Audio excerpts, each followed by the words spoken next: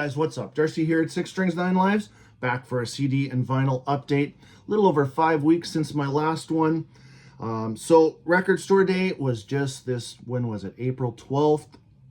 Unfortunately, I didn't get to go. And another unfortunately, or unfortunate thing is the record shop that was closest to me, 2 hours drive. That one closed down, so I had to depend on a good friend of mine to pick up what I needed.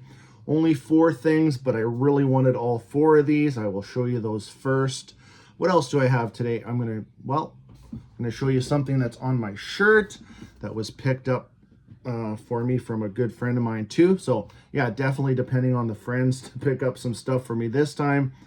Like I said, it really sucks that that shop closed down, but you know, just financially, that is a tough business. I wouldn't want to be in that business, but I do like to support when I can.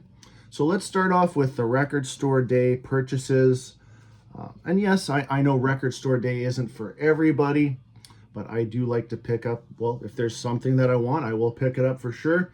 So the first thing on my list that I saw that I really wanted was the Judas Priest Live in Atlanta 82. Here is the cover. This is a 2-disc set, non-gatefold. So this one, you know, the artwork is a little baffling. It's not exactly, you know, to the time period, but this is more of the artwork that came with the, you know, the celebration of 50 heavy metal years. And this is one that was inside that big box, which I never purchased that. I think that was in the neighborhood of like $600 or something. So there is the track listing. This one was recorded on the World Vengeance Tour at the Omni, Atlanta, Georgia on December 11th. So I was thinking, and you know what, I pulled this out. This is from my Metalology set. So if you actually have the DVD for Live Vengeance, 82, whatever, this is the exact set listing. So like I said, this one was recorded December 11th. So if you were wondering what Judas Priest was doing on December 12th, well, they were recording that DVD for Live Vengeance. So actually I popped this in the other night too, and just fantastic. So cool that, you know, you're thinking, you know, Rob Halford comes on there and he goes, we got the title track from the new album, Screaming for Vengeance. And you're like, new album, wow. I mean, what is that, their 8th studio album? But the recording of this, the sound is a little bit better than on here, but you know what, it's not substantially you know, less on this album for sure. So I got this. Let me show you. So yeah, if you do have this DVD, this is kind of just the sleeve one that came with that set. You have this. So hopefully they will do more of those live shows from that set, because they're in that box set. There's multiple in that 50th anniversary set. There are so many live shows that could be, you know, made into albums. Yeah, whatever. The artwork is what it is. But this one, it came on red vinyl, 2-disc set, like I said. And this is kind of like a ticket. What is it? Yeah. Basically, it's a ticket stub as the center ring. And it's the same on both discs. And here's what this one looks like. The hype sticker on this one is just very plain Jane. It doesn't say if this, okay, limited edition 2LP red vinyl. First time on vinyl. So generally when it says first time on vinyl, it means it could get a wider release later. So if you didn't pick it up on a record store day, you know, you still can. So 2 inner sleeves with this one. So just some more artwork from the time, which is good. This is more, you know, time sensitive, whatever. But on the back is more pertaining with the 50th. But here's all your credits and songs. What a great show. I just, you know, I watched that DVD and it's like, yes, this is very cool. So here's some more artwork on the second inner sleeve. Then you have all the songs and the credits. So the next one I picked up is one that I really wanted, that was not included in the Tony Martin era box set of Anno Domini, but this is the first one with Tony Martin from 1987. This is Black Sabbath, The Eternal Idol. So at the time, I was wondering why wasn't it included, but it's all licensing. Probably just wasn't going to be ready in time, or at the time they couldn't get it, but later on they were able to, and this one is out on Warner Brothers. I don't know if it's, there's 2 codes on here, so I don't know if it's BMG in the rest of the world, or if it will get a wider release. I'm sure it will.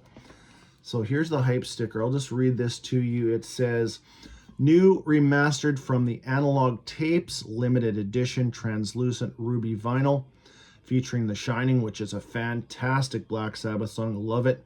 Includes lyric sheet. So, first time exclusive. So this is a Record Store Day exclusive, but who knows? They turn around and what they'll do is they'll just put it out on black vinyl and then it won't be exclusive anymore. Something like that. Doesn't matter. I am a big fan of, actually I'm gonna tell you, I am a big fan of all 5 of the Tony Martin albums now, since that remastered version of Forbidden, it really improved that album. I don't know if you feel the same as I do, but anyways, The Eternal Idol, great other songs on, of course, The Shining, Glory Ride, awesome track, and even the title track, Eternal Idol. So there's that. And what did we say, ruby something vinyl? Here's the inner sleeve, actually the inner. So same on both sides with all the lyrics. So that's cool. And then we'll just show you this vinyl quick. Logo, the centering same on both sides, but there's the vinyl for that. So I wouldn't be surprised if they did come out with another version of this. Warner Music is notorious for doing stuff like that with other Black Sabbath stuff, Van Halen stuff. Yeah, keep your eye out for it if you want it. Next up, which is another one that should have been included in a set, that actually really pissed me off, because I'm like, for me, it was truly a bookmark of an end of an era for me, and that was the Dokken box set. And I'm like, why is Beast from the East not included? Well, I'll tell you why. It's to hose you and get your money, so it's not rocket science to figure that out. But anyways, I wanted it, and I put it on my list to get. So here is the Beast. Is it the Beast? Beast from the East. So this is basically live material from their first 4 albums on the Back for the Attack tour. And just and this one is a gatefold. Let's fold this out. All right. And then everything is sideways here. You got all your credits. And then inside, well, here, let me read you this hype sticker too. Well, let's see if this one's shit, it'll be coming out again anyways. Beast from the Record Store Day, Dokken's first live album recorded in Japan, 1988. Includes the hits Alone Again, all this, and the final studio track from classic era Dokken, which is Walk Away. Now available on 2 LP limited, green and orange. So there's 2 different colors on this one. We'll show you the first one. And there's it's just, there's no inner sleeves or anything like that. These ones came with paper sleeves. And to throw it in here too, my buddy who picked these up, he said, can I open these up? Because a couple of mine are actually got some warps. I said, yeah, please, by all means, open them up, because he has a record flattener.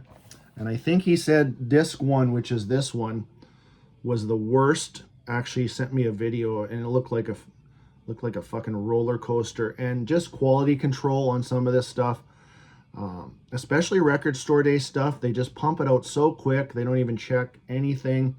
But here's the centering, and then the centering for disc 1, and this is the green whatever. So yeah, had some warpage on. Actually, I think one of the Priest discs needed to be flattened too. The best one out of the bunch is yet to come. I'll show you that in a second. But let me just show you this orange disc. But yeah, glad to have Beast from the East. And like I said, for me, that's kind of an end of an era with some of these bands. You know, you throw them in the hair metal department for me, whatever, it doesn't matter.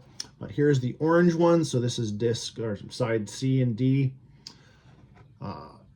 And there it is. So yeah, sound wise, sounds really good. And just one of my favorite live albums for sure, from back in the 80s. And then finally, for record store day purchases, and if you watch this channel for any period of time, you know that I've been a huge Flotsam and Jetsam fan since '86, really. And to see this one come out on vinyl, I wanted to get this right away. I didn't know if this was United States, but it ends up, I think it was just North America exclusive on their 6th studio album from 1997 called High. So I bought this brand new on CD back in the day, but this is a great album. And always loved the font. I mean, that's what everybody talks about now. And I mean, you noticed it right away back in the day when you bought the album. You got font from Van Halen, Scorpions, Slayer, Metallica right there. Yeah, it's cool just to figure them all out. But yeah, so this was the last album to feature Michael Gilbert, who's back in the band. So he stepped away from the band for, I think, 3 or 4 albums. But here is the hype sticker on this one. This is first time on vinyl in North America. Okay. Yeah, so this one is through No Life Till Metal Records, licensed through, Metal Blade, which was the original. What was I going to tell you? Flots, they flipped around with labels. I think overall they had 5 albums on Metal Blade, 3 in the 90s, and then they jumped back for Ugly Noise in 2012 or 14, and then they remade, they re-recorded No Place for Disgrace, which was also on Metal Blade Records. So here's the inner. There is Michael right there. Eric. Michael and Eric are the only 2 from this photo that are still in the band. And then you have all the lyrics here too. So this is a period of, I would say that for me, 1997 for Flots was, I don't know if it's because Michael left, but after that, they had a couple of bumps in the road. Still some decent albums, but just not the quality that, Quattro and Drift and High were. And then, of course, you all know the first 2 albums because a lot of you guys just get stuck on the first 2 albums, but whatever, to each his own. So this one is a blue vinyl, and here is the the center ring, which also has kind of one of their alternate logos there with the skull, which was featured on, kind of on their 2016 Reset album. They're self-titled. And then you have the No Life Till Metal logo on the B-side. So yeah, far as quality, and yeah, nice anti-static sleeve provided with this one. And when my friend checked these over, he says this was the best of the bunch as far as quality control. Tiny little wobble, he said, but just nothing. I mean, which vinyl do you get that doesn't have a tiny wobble these days? So yeah, quality control, they definitely need to work on that. Let's talk about what's on my shirt. So my buddy picked up this Better Than Raw t-shirt for me and sent me, first of all, I think in a past video I said I was going to buy this set on vinyl, the Helloween, but went with, this was also sent to me by my friend who grabbed me this shirt. Canceled the order for the vinyl. I watched a couple of videos on this whole vinyl set. It was very poorly done, as what people are saying. Not a lot to it. There's actually more to this 3D set than there is to the vinyl set. So, I mean, if you're a hardcore Helloween fan, you might grab it, but there's some quality issues, and there just wasn't a lot to it. So this one opens up like this. There is a lot of what I probably would say AI art in here, because that is just doesn't look natural. which AI is becoming a big topic, but here's some more, you know, kind of, there's Pumpkins United, so there is the band shot. And of course we know that the new album, Giants and Monsters, has been announced, so I would say probably within a week to 10 days, you'll probably see a new Helloween song. So on this, now, if you are new to the band, excuse me, I would say go grab this. This covers 40 years of Helloween, right from the first album. Actually, there's even stuff from the EP, and it's all chronological right through to the last track on here, which is Skyfall, over 3 discs, which were basically just shoved in here. These are those, you know, shitty digi sleeves. So put them inside here, and then I'll just tuck them in. So yeah, in and out of there, they're going to get scratched up. But yeah, I would say, hey, if you're new to the band, go grab this. This covers a lot of their kind of more notable songs. And I'd say overall, I would give them a 90% on track listing choice, which is actually the whole track listing is on the back of this t-shirt, believe it or not. But yeah, starting off with, you know, Ride the Sky right through till Skyfall and everything in between. And the little booklet in here, which with the vinyl set, there was jack shit with that one. There was a card that looked like this. That's about it. But what they did throughout here, they put a picture of every album. This is all 1st, 2nd, 3rd, 4th, 5th, 6th, 7th, 8th. They fucked up here a little bit because this is actually a little bit out of order. The bottom row's in order because that's their final, or their 4 latest albums in that order. But Dark Ride came after Better Than Raw. I think that was the first one on Nuclear Blast. But some of this and this mid or earlier Andy Darris albums, like Better Than Raw, Master of the Rings, The Dark Ride, fantastic. The Dark Ride, I'd say, is one of the heavier Helloween albums. It's actually pretty awesome. So yeah, like I said, if you need a best of, and if you're a longtime fan, you probably have all of this already, so it doesn't matter. So let's go into a little bit of a blast from the past. I had all these. No, I shouldn't say I had the first 2 of these on cassette, and I was kind of shopping around a little bit on eBay and found a good deal on some, what, I don't care if you call it hair metal. It doesn't matter to me. It doesn't bother me. But here's the band Warrant. I had picked this one up. These are original on CD. I'm kind of not replacing my cassettes, but I needed to get these in the collection because these are really good albums. I really enjoy, you know this one for sure, Dirty, Rotten, Filthy, Stinkin' Rich. That one was released in 1989. And then we had Cherry Pie, came out in 1990, another original CD. So you know those albums very well, or at least I did too. And then whatever life started happening in the early 90s, and then, you know, I kind of didn't get into this album till later, but what an album this is. I picked up Dog Eat Dog. There is a vinyl version of this, which the cover absolutely sucks. It's got this gray border with just a small picture of this on it, but this is just, I don't know if I did a full ranking of Warrant albums, which I'll probably never own all of their albums. This would be probably number 1. But there you go. There's the back, same thing. This album is just top notch. If you've missed it, or you're like me and kind of fell off for whatever reason after Cherry Pie, go and get Dog Eat Dog.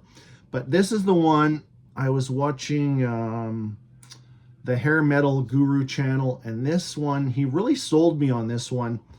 And my friend was able to pick up, believe it or not, this came sealed from 1995. This is their 4th studio album called Ultraphobic. 1995, kind of, I don't know, people always say, oh, it's their grunge album, things like that. But man, there are some good tracks on here. Couple lineup changes. There was a, yeah, I don't know who was all in the band at the time, but I think the guitar player and maybe the bass player or the drummer, guitar player and drummer maybe. But yeah, Ultraphobic. There is the tracks that I would say go check out for sure. The title track, Ultraphobic, is fantastic. It almost, in a way, I'm not a big Nirvana fan, but it starts off that way with that, Smells Like Teen Spirit type of riff. But just the melodies in there. I mean, Janie Lane, may he rest in peace, fantastic songwriter. There and what else? Family Picnic, that was the first single back in the day. But my other favorite track on here is called Ride Number 2. So, hey, if you jumped off a Warrant after this album, maybe just give this one a chance. It is just, every listen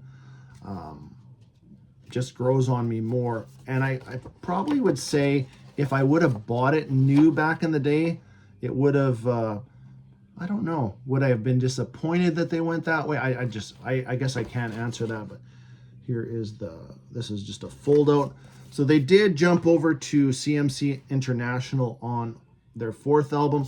And then I think they had one more come out after that, Belly to Belly. I don't think I've fully ever heard that one either. So if you're a fan and you let me know, is that something that I should be checking out? But I'd say still these first four Warrant albums, they are definitely staying in my collection. Now, wrap up today, there was some news a few days. I am a big Annihilator fan. You probably know that. I live here in Canada. Jeff Waters is basically, he is Annihilator for all intents and purposes. But I've been a fan, Alice in Hell, Never Neverland, all of that stuff, which there's another band that you need to look past just the first 2 albums, but we will do an Annihilator ranking here in the future. But some of those reissues are coming out here in June 6th to be exact. But there is another project by Jeff Waters that it's a first of a trilogy of albums. Came out last year. I don't know why I didn't buy it, but then the second one was announced, which just came out. I'm like, I'm going to pick these up. So the first one going back to last year. So here's the little tiny hype sticker. This is a project from Jeff Waters from Annihilator, which Jeff is one of my favorite guitar players. He's influenced by so many, but I would say overall, if you really ripped it apart, Eddie Van Halen would probably be one of his absolute number one influences. But so here's American Chaos, and yeah, pretty much fitting for the time. This came out last year, though, I think February or 2024. This is American Boogie. Not AI art whatsoever either on any of these. These covers of the trilogy were all done from the same guy that's done tons of work. I think Gyla Haven, I don't know even how to pronounce his name, but he did the latest 3 or 4 album covers for Accept, Destruction, the list goes on. So here is, and this is not, I know it says metal on here, this is the metal label. This, to me, this is not metal. This is Jeff going to do something different. All his influence, there's classic hard rock in here, there's AC/DC sounding stuff, Boston. For me, this is just kind of a break. Not that I need a break from the heavy stuff or heavier stuff, but this got all kinds of cool shit on here. They did even a cover of Rolling Down the Highway. So what is that? BTO. So, and this is tied in with Rock Commander. I don't know, Rock Commander is some kind of video game or something. I have no idea. I am clueless when it comes to video games. But so the first album, what he's done too is he's trying to make each of these trilogy different production, different players. For example, this one, Jeff does all the guitars and bass. There is a vocalist on here. His name is Chandler Mogel. I don't know the name very well. And then you got Brian Tishi on drums, which you know him from many projects, White Snake, The Dead Daisies, who else? Just a whole list of stuff that Brian's done. And then you got Bob Katsionis, if I'm pronouncing that. That's, I think he's from Greece originally. Great keyboard players, done a lot of work for like a band like Firewind. But yeah, great little album. I'm just going to name a couple of tracks from each to check out. So if you are an Annihilator fan, Jeff Waters fan, this would be more up your alley. If you're not, it's probably not something you'd want to listen to, but My Little Devil, definitely check that out. The second track on here is called the Pasadena 4, which if you know Van Halen, you know exactly that is kind of a tribute song to Van Halen. Like I said, Eddie and actually all of Van Halen was a huge influence to Jeff when he was growing up. Check that track out too. And a track called Our Love Song. If you like Bon Jovi mixed in with like Kiss Rock and Roll All Night, that song is for you. Great. So, and then, like I said, I didn't pick that one up originally. Then I saw that this was getting released. So here's the second one in the trilogy. This is American Chaos, All That Jive. So I'll just show you this. They included this too. This is from, I guess, Rock Hard. That's a Rock Hard magazine too. But here's the full trilogy. Here's the first album, the second album, which I just showed you. And then the third one does not come out till February 2026. And that one is called The Sheeple Swing. There's one track on there included in this. And this one opens up just the same as that. And the players on this one I actually like a lot better. Even though he used a drum machine on here, it's decent. There's nothing, I'm not going to say there's nothing wrong with drum machines, but if it's used right, sometimes you can hardly tell. But definitely a little bit different of an album than this. And this also features Stu Block on vocals, which Stu Block, he is actually right around my neighborhood here. Was in a band called Into Eternity, and then he did 3 albums with Iced Earth, which you might know. But yeah, this one is more, oh man, just that classic rock. Check out the first track, State of Emergency. There is a cover on here of 8675309, Jenny, which is one of my favorite, 80s songs. And check out a track called Breakout or My Sweet Vampire. Yeah, Stu Block sounds great on here. I don't know the vocalist that's going to be on the third album yet. Haven't really read anything. But yeah, pretty cool. Like I said, if you're into Jeff, Annihilator and Jeff Waters, this is not Annihilator in any shape or form. But if you're a fan of him, definitely check these out. So that is it for this update. Hope you enjoyed this one. Until next time, stay heavy.